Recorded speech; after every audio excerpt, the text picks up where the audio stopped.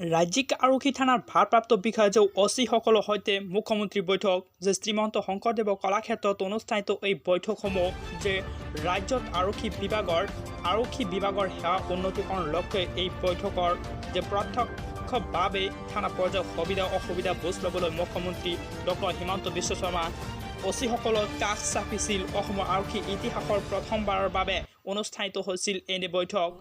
119 জন পৰিদৰ্শক আৰু 189 জন উপ পৰিদৰ্শকৰ সৈতে বৈঠকৰ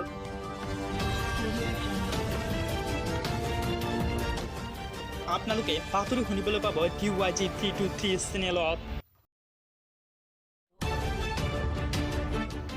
দুৰ্নীতিমুক্ত অসম কৰিবলৈ এই বিশেষ ব্যৱস্থা মুখ্যমন্ত্ৰীৰ যে বৈঠকত মুখ্যমন্ত্ৰী হিমন্ত বিশ্ব শৰ্মা কয় যে থানাৰ প্ৰতিটো গোচৰৰ দায়িত্ব অচিসকলে যে নিম্ন আৰক্ষীসকলৰ সৈতে সুসম্পৰ্ক ৰাখক।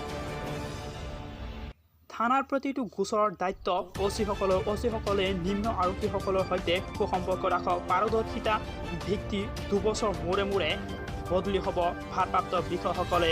দুৰ্নীতি হোৱা মানে অচিসকলে যে কম্প্ৰমাইজ কৰা যে আৰক্ষীৰ অপৰাধী গুলীয়াটো স্থলটো হ'ব লাগে।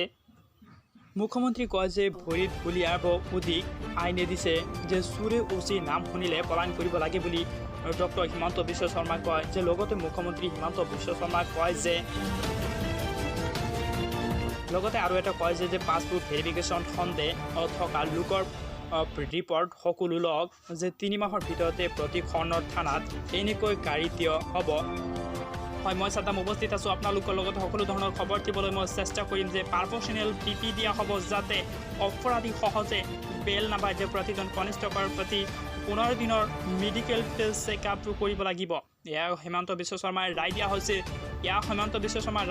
যে প্ৰতিজন কনিষ্ঠবেলে যে প্ৰতি 15 দিনৰ ভিতৰতে মেডিকেল চেকআপ কৰিব লাগিব যে ইয়াৰ বাবে প্ৰয়োজনীয় হোৱা টকা চৰকাৰে বহন কৰিব যে সকলোৱে কাম ভগাই ল'ব যাতে যে কাৰো স্বাস্থ্য নষ্ট নহয়।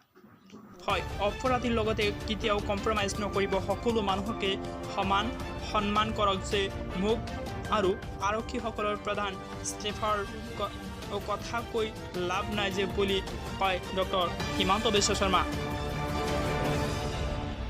হয়, আজিৰ বাতৰি ইমানতে অন্ত পৰিল। পৰৱৰ্তী বাতৰি নিউজ লাইভ।